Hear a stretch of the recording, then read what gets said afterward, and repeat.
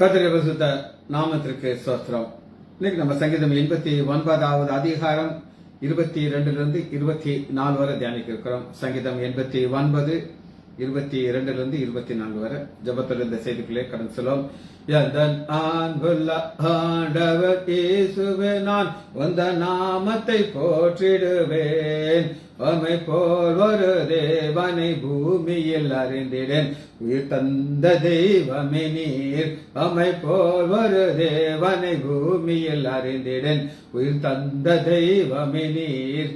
ஆனந்தம் ஆனந்தமே அல்லும் பகலிலும் பாடிடுவேன். இயேசுவே எந்த நாருயிரே, இயேசுவே எந்த நாருயிரே. பெற்ற தாயும் என் தந்தையுமானவரே, மற்றும் எல்லாம் எனக்கு நீரே. பெற்ற தாயும் என் தந்தையுமானவரே, மற்றும் எல்லாம் எனக்கு நீரே. வானம் பூமியும் யாவையும் மாறிடினும் நீரோ வாக்கு மாறாதவரே.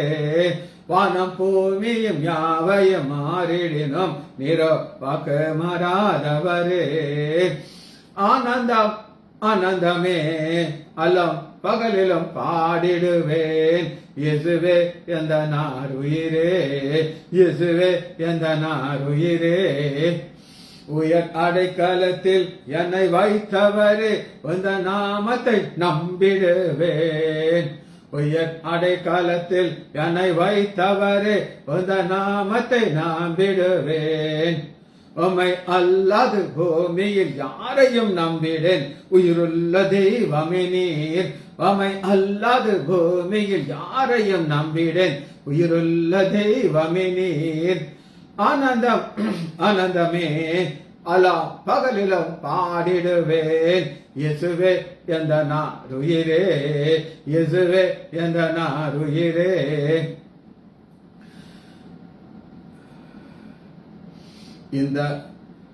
இந்த சிருஷ்டிகரே, உம்மை நினைத்திடவே தந்த வாலிப நாட்களிலே.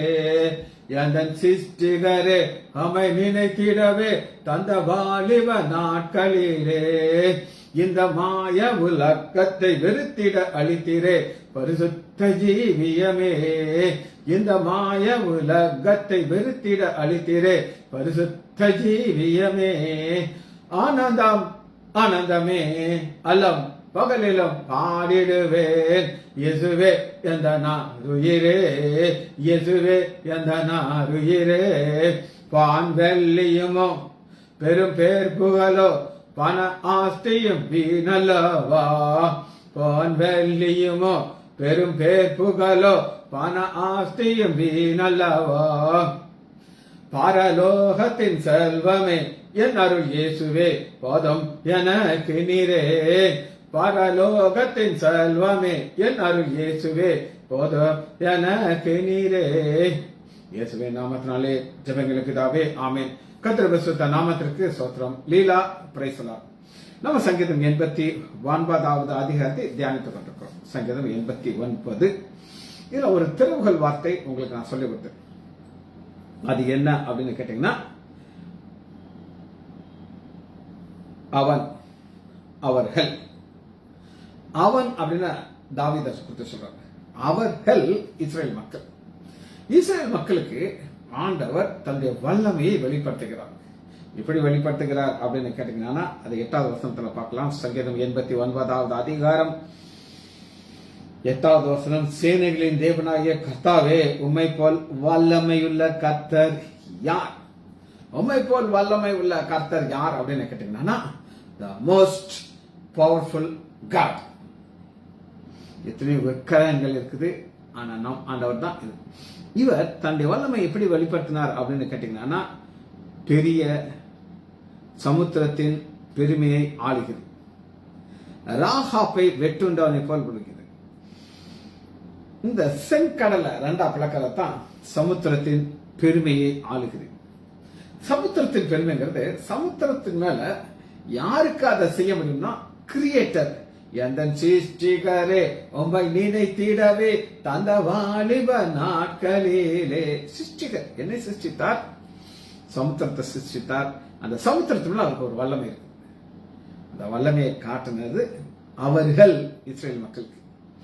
அடுத்து நம்ம பார்க்கிறோம், அவன் 3வது வசனம், என்னால் தெரிந்து கொள்ளப்பட்டவனோடு உடன்படிக்கை பண்ணி என் தாசனாகிய தாவீதை நோக்கி ஒரு சிங்காசனத்தை ஸ்தாபிப்பேன்.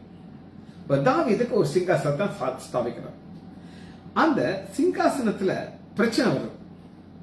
அதான் நம்ம பார்க்கிறோம். 22வது வசனத்தை வாசிக்கிறோம். சங்கீதம் 89:22, சத்துரு அவனை நெருங்குவதில்லை, நியாயக்கேட்டின் மகன் அவனை ஒடுக்குவதில்லை. இதான் நம்ம பார்க்கிறோம். தாவீது பிறக்கும் போது ஒரு சாதாரண ஒரு குட்டி பையன், எல்லாராலையும் தள்ளப்பட்ட ஒருவன், யாருமே அவனை ரெகனைஸ் பண்ணல. ஆனா ஆண்டவர் அவனை எப்படி உண்டாக்குனார்னா, தாவீது ராஜா. மத்திய 1வது அதிகாரம் 5வது வசனத்துல பாத்தீங்கன்னா தாவீதின் ராஜா, தாவீதன் ராஜான்னு 2 தடவை சொல்லப்பட்டிருக்கும். ஆண்டவர் தாவீத ராஜாவாக பார்க்கிறார். இந்த ராஜானாலே அவங்க உள்ள பிரச்சனை இருக்கும். ஒரு குட்டி கதை அவங்களுக்கு சொல்றேன். ஒரு வாலிபன் ஒருத்தன் ராஜாட்ட போய் கேட்கறான், ராஜா நீங்க எவ்வளவு பெரிய ஜாலியான ஒருத்தர், எனக்கு ஒரு நாள் உங்களை போல இருக்கணும்னு ஆசையா இருக்கு, அந்த சிங்காசனத்துல உட்கார்ந்துக்கணும்னு ஆசையா இருக்கு. அப்பா ஒன்னும் பிரச்சனை இல்லை அப்படின்ட்டு அந்த சிங்காசனத்துல உட்கார பார்த்தா மேல ஒரு பெரிய கத்தி தலைகளை தொங்கிட்டு இருக்கு அவன் மண்டைக்கு மேல. என்ன ராஜா, இதான்ப்பா இந்த சிங்காசனத்துல உட்கார்றதுக்கு நான் எவ்வளவு கஷ்டப்பட்டு உட்கார்ந்துருக்கேன். ஆனா ஒரு கத்தி எப்பனாலும் என் மண்டையை குத்தும், என்னை காலி விடும். இதுதான் ஃபேக்ட். சரி, தாவீதுக்கு நெருக்கம் எதனால வந்துச்சு காட்டீங்கன்னா, ஃபர்ஸ்ட் நான் உங்களுக்கு சிங்காசனம், ஒரு சிங்காசனத்தை ஸ்தாபிப்பேன், ஸ்தாபிக்க போகிறார். அது எப்படி ஸ்தாபிக்கிறார்? ஸ்தாபித்துட்டு அடுத்து என்ன சொல்ல போகிறார் அப்படின்னா, 36வது வசனத்தை வாசிக்கிறேன். அவன் சந்ததி என் சிங்காசனத்தில், அவன் சந்ததி தான் அந்த சிங்காசனத்தில் உட்காரும்.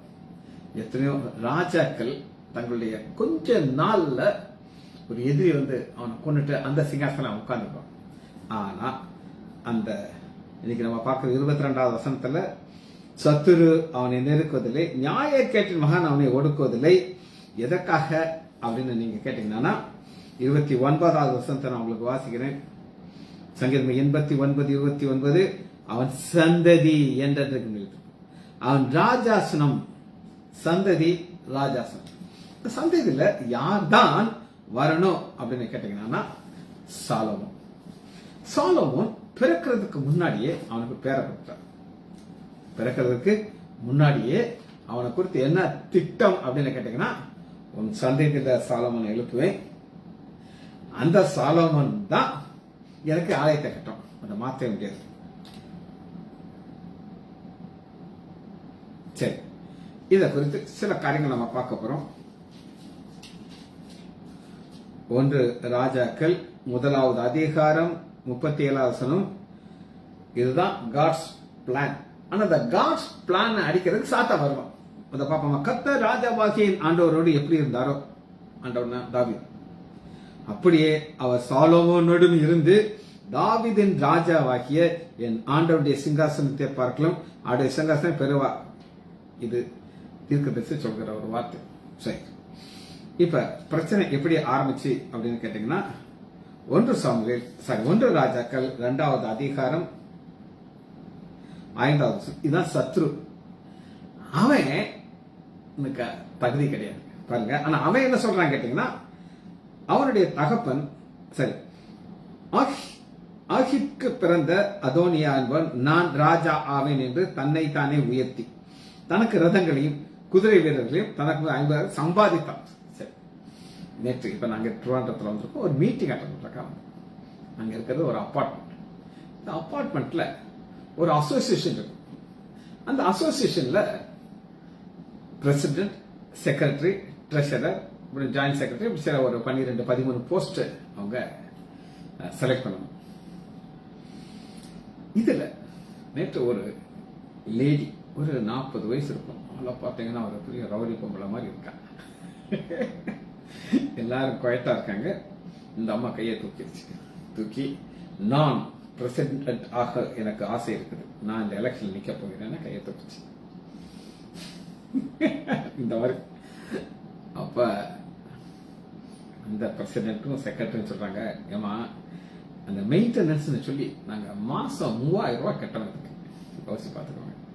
சொந்த பிளாட்டு தான், இல்லைன்னு இல்லை. ஆனா இதை மெயின்டைன் பண்றதுக்கு வாட்ச்மேன் இருக்காங்க, ஒரு சிலர் வந்து ரெகுலரா கிளீன் பண்றாங்க. நாங்க வெளியில இருக்கிற அழுக்க தூக்கிட்டு போறதுக்கு அந்த காலையிலே வந்து இந்த அழுக்கெல்லாம் தூக்கிட்டு போவாங்க. அப்புறம் இதை பெயிண்ட் அடிக்கணும், லிப்டுக்கு மெயின்டெனன்ஸ் இருக்குது, இப்படி நிறைய செலவுகள் இருக்கு. வாட்டர் அவங்களுக்கு எல்லாமே திடீர்னு ஒரு செலவு வந்துடும்.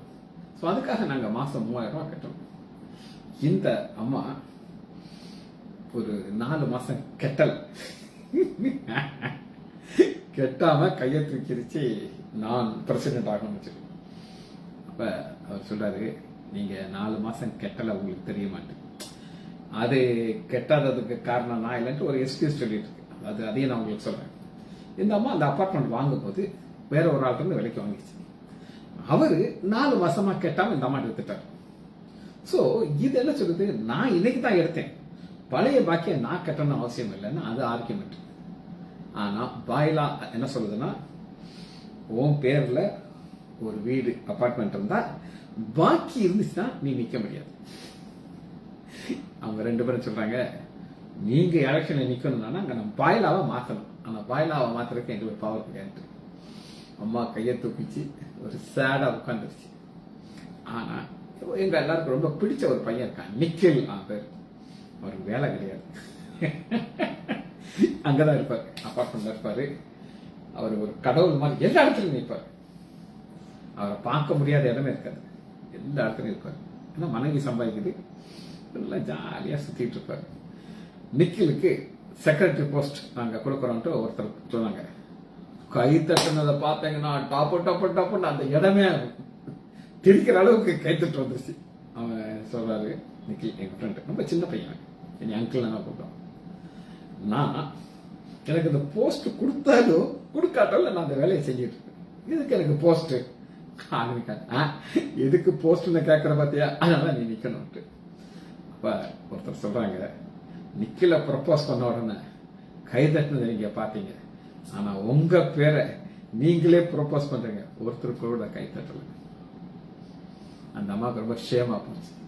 அதே மாதிரிதான் இங்க 1 ராஜாக்கள் 1வது அதிகாரம் அத்யோனியா நான் ராஜா ஆவேன் என்று சொல்லி தன்னை தானே உயர்த்தி, சரி, இந்த தன்னைத்தானே உயர்த்தி, ஆனா அந்த நேரத்துல ஆண்டவர் என்ன சொல்லுகிறார் அப்படின்னு கேட்டீங்கன்னா 11 சொல்லுங்க. அப்பொழுது நாத்தான் தீர்க்கதரிசி சாலோமோனுடைய தாயாகிய பத்சாபாலை நோக்கி, நம்முடைய ஆண்டவராகிய தாவீது, ஆண்டவர்ங்கிறது கடவுள் கிடையாது, அந்த ஸ்டேட்டஸ் லார்ட்னுங்கிற ஒரு செய்தி நான் கொடுத்திருக்கேன், தெரியாமல் ஆகிசின் குமாரனாகிய அதோனியா ராஜாகிறது நீ கேட்கவில்லையா? இப்பொழுதும் உன் பிராணனையும் உன் குமாரனுடைய சாமலோமனுடைய பிராணையும் தப்புவிக்கும்படி நீ வா, நானும் ஆலோசனை. உன் பிராணன் ஏன் அப்படின்னா இவன் வந்த போது அது 2 பேரையும் கொண்டு விடும். நீ தாவீன் 13 நீ தாவீன் ராஜாவத்தில் போய், ராஜாவாகிய ஆண்டவரே, எனக்கு பின் உன் குமாரனாகிய சாலோமன் ராஜாவாகி அவனே என் சிங்காசனம் இருப்பான் என்று உடைய அடியால் காண இல்லையா?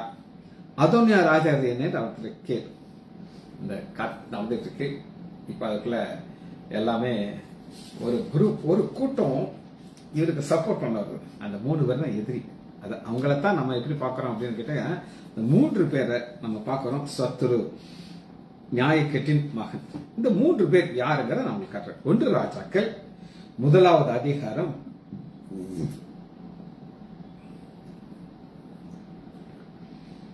25. அவன் இன்றைய தினம் போய் மாடு, கொளுத்த ஜந்து, ஆடு அடித்து ராஜாவின் குமாரன் அனைவரும் ராணுவ தலைவனாகிய ஆசாரியனாகிய அபிதாவை அழைத்தார். இதுவரை இந்த அபிதையா யார் அப்படின்னு கேட்டீங்கன்னா, தாவீதுடைய ஒரு முக்கியமான ஒரு போர்ச்சவன், கேப்டன். அவர்கள் ராஜாவுக்கு வாழ்கின்றனர். 2வது, உமது அடியானாக என்னையும் ஆசாரிய சாதோக்கும் வரல. இப்ப ஒரு கட்சி மாறிட்டார். இந்த கட்சி மாறினவரை ஆண்டவர் என்ன செய்வார்னு நம்ம பார்ப்போம்.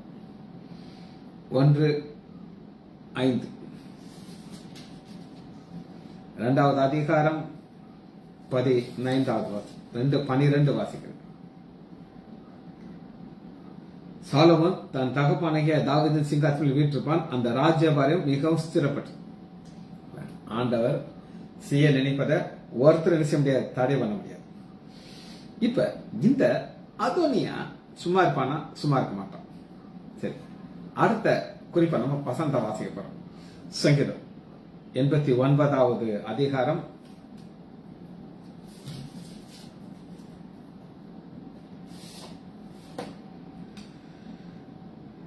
23வது வசனம். அவன் சத்துருக்களை, யார் சத்துரு? தாவீது சந்ததியில சிங்காசனத்துல வீற்றிருக்க வேண்டிய சாலமோனுடைய சத்துரு. அவனை முன்பாக மடங்கடித்து அவனை பகைஞர்களை வெட்டுவேன். இது என்ன நம்ம பார்க்கணும். பைபிள்ல இங்க சொன்னது சரித்திரத்துல நிறைவேறும். ஆண்டவர் உங்களுக்கு நான் சொன்னேன் 3 சத்துருக்களை நான் சொன்னேன். முதல் சத்ருவை நான் உங்களுக்கு காட்டுறேன். 1 ராஜாக்கள் 1வது அதிகாரம் 7வது வசனம். அவன் செரியாவின் குமாரனாகிய யோவாப். நம்பர் 1 ஆசாரியனாக அபித்தாயர். இந்த 2 பேரும் சேர்ந்துட்டாங்க. அதாவது கட்சியில இருந்து எதிர்கட்சியில இருந்து ஜம்ப் அடிச்சிட்டாங்க. ஒரு முறை என் தகப்பனார் இருக்கும்போது ஒருத்தர் அவருடைய சொந்தக்காரரோடு வர்றாரு எங்க அப்பா. இந்த நான் சொல்ற நபர் வந்து ரொம்ப எங்க அப்பா ரொம்ப க்ளோஸா இருப்பார். ராமநாதபுரத்துல இருந்து வருவார். அவரு எங்க அப்பாட்ட சொல்றாரு, அப்ப டிஎம்கே ரூலிங் கிடையாது, ஏடிஎம்கே தான் ரூலிங் இருந்துச்சு எங்க அப்பா என்ன. இவர் டிஎம்கே இருக்கார். எங்க அப்பாட்ட சொல்றாரு, எங்க கட்சிக்கு டிஎம்கேக்கு வாங்க நான் கூப்பிடுறேன், இவர் வரமாட்டேங்கிறாரு அப்படின்னு சொல்லி. எங்க அப்பா சொல்றாரு, உங்க டிஎம்கே தான் ஆட்சியில் இல்ல, அது ஓட்ட கப்பல்ல ஆனால் ஏறுவானா அப்படின்னு எங்க அப்பா காக்கா காக்கா வச்சிருச்சாங்க. ஓட்ட கப்பல்ல ஏறுவான்னு சொல்லி. அப்ப ஒரு கூட்டத்தாரும் ஓட்ட கப்பல்ல ஏறினாங்க. அது மாதிரி இங்க பாத்தீங்கன்னா 8வது ஆசாரியனாகிய சத்தேக், யோதாவின் குமாரனாகிய பெனானா, தீர்க்கதரிசியாகிய நாத்தா, சீமை, தாவீதுடைய உதவி. அப்ப சீமையும் யாருன்றதை நம்ம பார்க்கிறோம். இப்ப ஆண்டவர் வந்து 3 சத்துக்களை வெட்ட போகிறார். முதல் சத்ரு உங்களுக்கு காமிச்சேன், யோவா அபிதயா. சீமையும் ஒரு சத்ரு வாசிப்போமா? இந்த சீமையை நம்ம எங்க பார்க்கலாம் அப்படின்னு கேட்டீங்கன்னா 2 சாமுவேல் 16வது அதிகாரம்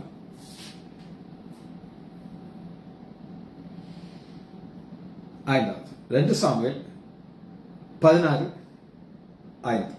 சரி, இந்த சீமை இப்ப தாவீதுடைய நிலைமை என்ன அப்படின்னு கேட்டீங்கன்னா, அவனுடைய மகன் அப்சலோம் துரத்தி விட்டான். வருத்தத்தோடு நடந்து வந்துட்டு இருக்காரு. தலை குனிஞ்சு வெறுங்கால் நடந்து வந்துட்டு இருக்காரு.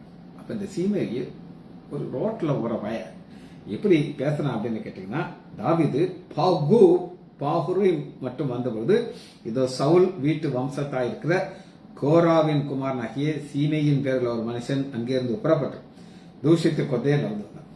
சகல ஜனங்களும் சகல பலசாலிகளும் தாவீதின் வலதுபுறமும் இடதுபுறம் நடக்கலே, தாவீதின் மேலும் தாவீதின் ராஜாவுடைய சகல ஊழியர்களும் கல்ல இருந்தார். யார் நாங்க கல்ல இருவாங்க? நாய். ஒரு நாய் போதா ஒரு கல்ல விட்டுருவாங்க, அந்த மாதிரி இவன் கல்ல விட்டுருக்கான்.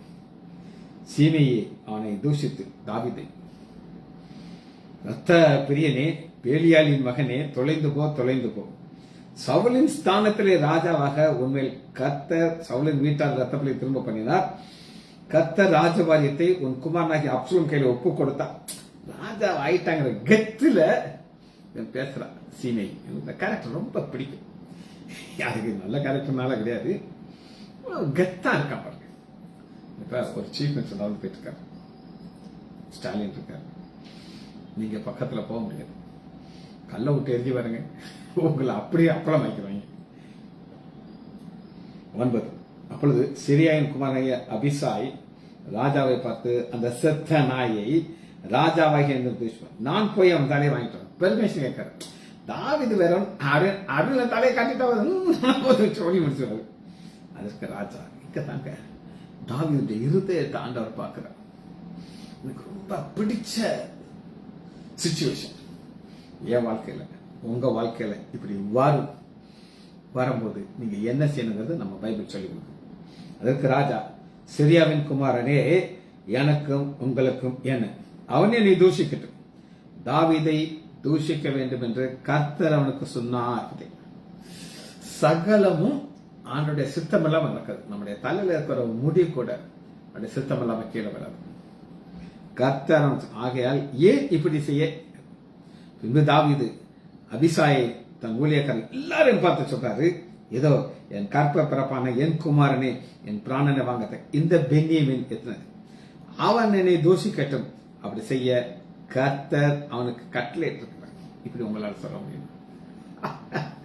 நமக்கு சுரண மூக்கு மேல கோவம் வருமானம்.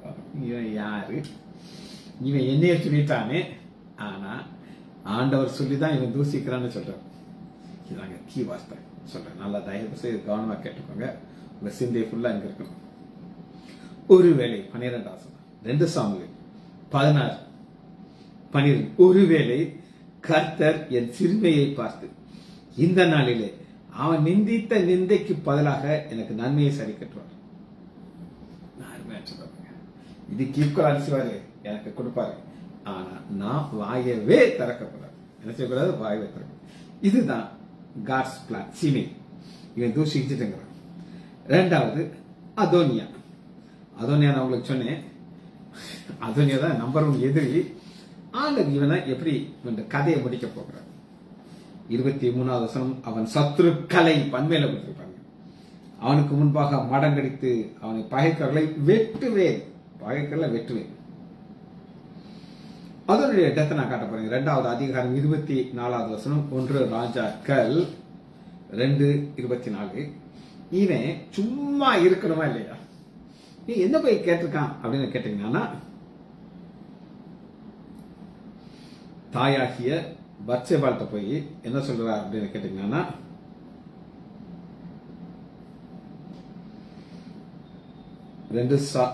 1 ராஜாக்கள் 2வது அதிகாரம் 15 அப்பொழுது அவன் ராஜ்யபாரம் என்னிதான் இருந்தது என்றும் நான் அரசாருக்கு இஸ்ரவேலில் என்ன நோக்கமா இருந்தார்கள் உங்களுக்கு தெரியும். ஆனால் இப்ப என்னை தாண்டி சபதம் போச்சு. அது கர்த்தரால் அவனுக்கு ஆயிடுச்சு. அவனுக்கு சில விஷயங்கள்ல தப்பா இது என்னால இல்ல, கர்த்தரால் ஆயிடுச்சு. இப்பொழுது நான் உம்மிடத்தில் மன்றாடுகிறேன். அது என்ன மன்றாடுன்னா, ராஜாவாக்கிய சாலோமன் உங்களுடைய சொல்லை மறுப்பதற்கு அம்மா சொன்னாலும் தட்ட மாட்டாங்க, எல்லாம் அவர் விட்டு போட்டு வைக்கிறார். சூனேமின் ஊராகிய அபிஷாக்கை எனக்கு விவாகம் பண்ண அவரோட பேசுவாங்க. இந்த சூனேமின் ஊராகிய அபிஷாயா யார் அப்படின்னு கேட்டீங்கன்னா, தாவீதுக்கு வயசாயிருச்சு, உடம்புல இருக்கிற ஃபேட் எல்லாம் போயிடுச்சு, குளிர் தாங்க முடியல, நீ நடிக்கிட்டு கட்ட கட்ட கட்ட கட்ட ஓல்டு மேல அப்படி நடுவாங்க இருக்குல்ல. இவரை உடம்புல ஹீட் உண்டாக்குறதுக்கு இவங்க ஒரு ஐடியா பண்ணாங்க. ஒரு கன்னிகை, திருமணமாகாத பெண்ணை கொண்டு வந்து மனைவின ஸ்தானத்தை கொடுத்து ராஜாவுடைய உடம்ப நல்லா தேய்ச்சி, வாலிப பெண், திருமணமாகாத வாலிப கன்னிய பெண் தேய்ச்சி தேய்ச்சி தேய்ச்சி சூடு உண்டாக்கும். இதுதான் மேட்டர். இப்ப தாவீதுக்கு இருக்கிறாரு, அப்பவே எனக்கு அந்த பொண்ணை கொடுங்க கேட்கிறாரு. என்ன அர்த்தம்னா, தாவீதுடைய மனைவி இது ராஜபாரியம் போகும், நான் அந்த பெண்ணை திருமணம் கேட்டா நான் தான் ராஜா. பிளான் எப்படி அந்த குறுக்கடா பிரெயின் வேலை செய்யுது. நான் ராஜாட்ட பேசுறேன்னு சொல்றேன். பேசும் பொழுது ராஜாவாகிய சாலமன் 22 தன் தாயாக்கு பிரதியுத்தரமாக, நீர் சூனேமியா ஊரனாகிய அபிஷாக்கை அவன் அதோனியாவுக்கு கேட்பான். நானு அப்படியானால் ராஜபாரியமும் அவனுக்கு கேள், அவன் எனக்கு மூத்த சகோதரன், அவன் ஆசாரியனாகிய அபிஷாக்கு நெருக்கமான யோகை சொல்லிட்டு 24 இப்பொழுதும் இன்றைக்கு அதனையே கொலை ஆண்டவர் சொல்றாரு, உனக்கு விரோதமானவர்களுக்கு நான் காலி பண்ணிடுறேன். அதை எப்படி முடிச்சாரு அப்படின்னு கேட்டீங்கன்னா, 29வது அதிகாரம்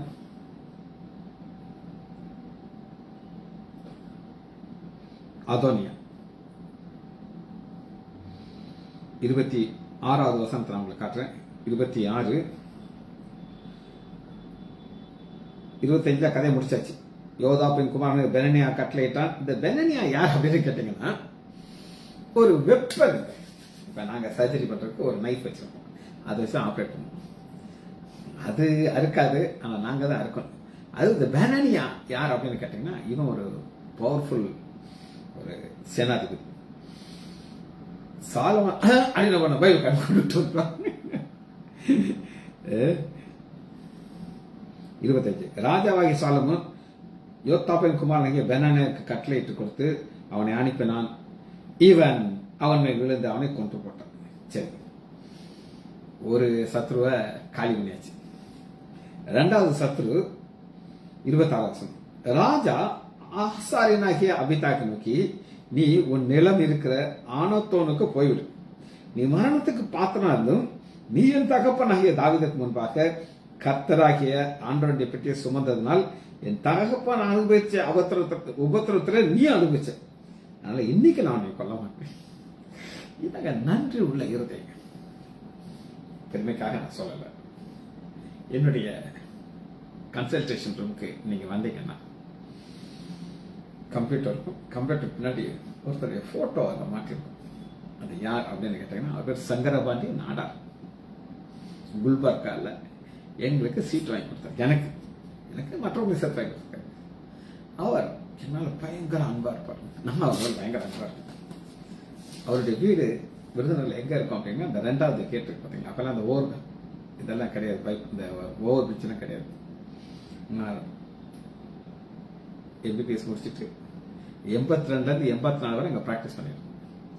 அப்ப அந்த வழியா வரும்போது கதவு திறந்துச்சு, அவர் வந்திருக்காரு. உடனே வண்டியின் பட்டியல போய் என்னாச்சு எப்படி இருக்கு கதையெல்லாம் பேசுவாரு. ஜாலியா இருக்கும் அவரோட பேசுவார். அது யாரும் பேச மாட்டார். அப்புறம் எனக்கு சீட் வாங்கி கொடுத்தாரு. எம்பிபிஎஸ் சீட் வாங்கி, ஆர்த்தோ சீட் வாங்கி கொடுத்தாரு. ரொம்ப அன்பா இருப்பாரு எங்களுக்கு. ஆர்த்தோ முடிச்சதுக்கு அப்புறம் அவரை நான் எங்கேயாவது சாப்பிட கூட்டு போவேன். நான் கூட்டத்தான் வருவார். அவர் இறந்தாரு. உங்களுக்கு 4 போட்டோ பண்ணாங்க. 2 பசங்க, ஒரு பொம்பளை பிள்ளை, 3 என்னை சேர்த்துனால அவ்வளோத்துக்கு எங்களுக்குள்ள ஒரு கனெக்ஷன் இருந்துச்சு. நன்றியில் இருந்து எனக்கு இருந்துச்சு. அந்த போட்டோ நான் மாட்டி வச்சிருக்கேன். அது மாதிரி இங்க தாவீது சாலமோனுக்கு அந்த அபித்தாயாங்கிற ஒரு ஆசாரி மேல ஒரு அன்பு இருந்துச்சு. 28 வாசிங்க. நடந்த பொழுது யோவாபுக்கு வந்த பொழுது அவன் கர்த்தருடைய கூடாரத்துக்கு போய் பலிபீடத்தை பிடிச்சுக்கிட்டான். அப்சலோமின் பட்சத்திலே சகாமன் அதோனியா பட்டத்திலே சாய்ந்தான். இப்படி இருக்கும்போது பெனனியாவை அனுப்பி நீ போய் அவன் மேல விழுனாரு. பெனனியா கர்த்தரின் கூடாரத்துக்கு வெளியே சொல்றான். வந்து அதை காலி பண்ணிட்டார். இது ஒரு டெத்.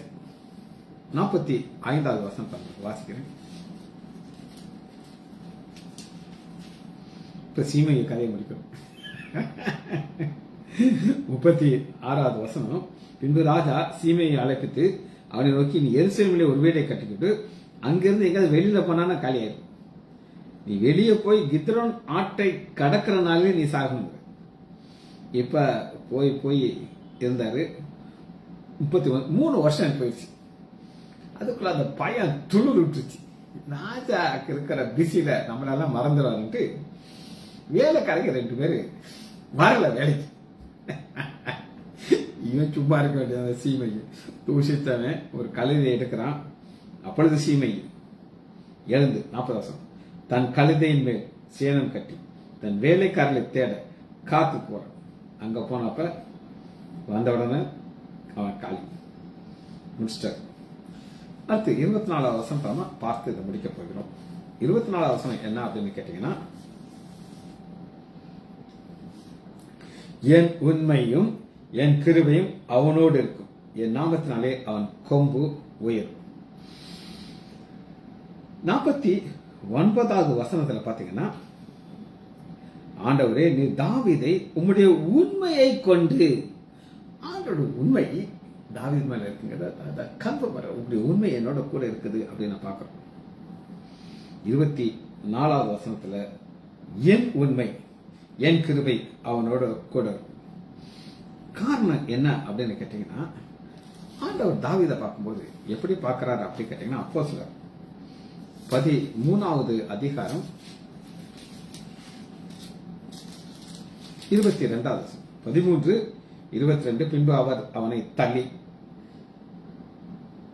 சவுலை தள்ளி தாவீதை அவருக்கு ராஜாவாக ஏற்படுத்தினார். ஈசாயின் குமாரனாகிய தாவீது என் இருதயத்துக்கு ஏற்ற அவர் இருதயத்துக்குள்ள வைக்கிறார். அதனாலதான் அவர் உண்மையை அவரால் விட்டு கொடுக்கவே முடியாது. இது என்ன ஒரு கீ வார்த்தை அப்படின்னு கேட்டீங்கன்னா, என் நாமத்தினாலே அவன் கொம்பு உயர்த்துதான் நம்ம பார்ப்போம். நாமம்னா வல்லமை, பவர். தாவீதுக்கு ரொம்ப பிடிச்சது என்ன அப்படின்னு கேட்டீங்கன்னா ஆண்டுடைய நாமம். வாசிப்போமா? 1 சாமுவேல் 17வது அதிகாரம் 45வது வசனம். 17:45. கோலியாத்தை பார்த்தீங்கன்னா நினைச்சே பார்க்க முடியாது, அந்த அளவு பவர்ஃபுல்லா இருக்கலாம். ஆனா இவற்றை என்ன இருந்துச்சுன்னா, தலைச்சீரா கிடையாது, பட்டையும் கிடையாது, ஒண்ணுமே கிடையாது. ஆனா பெரிய வெப்பன் வச்சிருந்தார். 45வது 1 சாமுவேல் 17:45. அதற்கு தாவீது, இந்த தாவீதுடைய கொம்பு உயர்வதற்கு நாமம். பெலிஸ்தரை நோக்கி, நீ பட்டயத்தோடும் ஈட்டியோடும் கேடயத்தோடும் என்றவர், இதெல்லாம் எதுவுமே கிடையாது. நானும் நீ நிந்தித்த இஸ்ரவேலுடைய சேனைகளின் தேவனாகிய கர்த்தருடைய நாமத்துல நான் வரேன். இந்த நாமத்தினாலதான் கீழே அடிச்சு தள்ளுறாரு. அடிச்சு தந்துட்டு அந்த உண்மையை ஆண்டவர் எப்படி அவரை உயர்த்துறாரு அப்படின்னு கேட்டீங்கன்னா, 18வது அதிகாரம் 1 சாமுவேல் 18:7. அந்த ஸ்திரீ ஆடி பாடுகையிலே சவுல் கொன்றது 1000, தாவீது கொன்றது 16 என்று முறை. இந்த 1000-16 என்னன்னா நம்பர் கிடையாதுங்க. இது இந்த தாவீது மட்டும் வராம இருந்தார், அல்லது இந்த கோலியாத்து ஜெயிச்சிருந்தா என்ன நடந்திருக்கும் அப்படின்னு நீங்க கேட்டீங்கன்னா, 1 சாமுவேல் 17வது அதிகாரம் 9வது வசனத்துல ஒரு அக்ரிமெண்ட் செய்யறாங்க. அது என்ன அப்படின்னு கேட்டா, அந்த கோலியாத் சொல்றான், ஒரு ஆளை நீங்க தெரிந்து கொள்ளுங்க, சிங்கிள் ஒத்தைக்கு ஒத்த, அவன் என்னோட யுத்தம் பண்ணவும் என்னை கொல்லவும் சாமர்த்தியமா இருந்தால் நான் உங்களுக்கு வேலைக்காரலாக இருக்கும். நான் அவனை ஜெயித்து அவனை கொண்டால் நீங்கள் எனக்கு வேலைக்கார. இந்த வேலைக்காரங்க ஒரு டீசெண்டா நான் பார்த்தேன், அடிமை பார்த்துக்கோங்க. இவங்க அடிமையாகி போயிருப்பாங்க. ஆனா இப்ப நாங்க அடிமையாகல, நாங்க இன்னைக்கு டான்ஸ் ஆடுறோம்னா அதற்கு காரணம் ஒன்னே ஒண்ணு. அது யார்? தாவீது கோலியாத்தை கொன்னு அவர் யூஸ் பண்ணது ஆண்டுடைய நாமம். இப்ப நாங்க பார்க்க கெத்தா இருக்கோம். அதனாலதான் ஸ்ரீகள் ஆடி பாடுகைகள். சவுல் கொன்றது 1000, தாவீது கொன்றது 16 முறையாக பாடுறாங்க. முறையாக பாடுறதுக்கு ஆண்டவர் கொடுக்கிறது அவருடைய கிருபையை பார்க்கணும். அந்த கிருபையை நீங்க எங்க பார்க்கலாம் அப்படின்னு கேட்டீங்கன்னா, ஏசாயா 55வது அதிகாரத்துல அந்த கிருபையை நம்ம பார்க்கலாம்.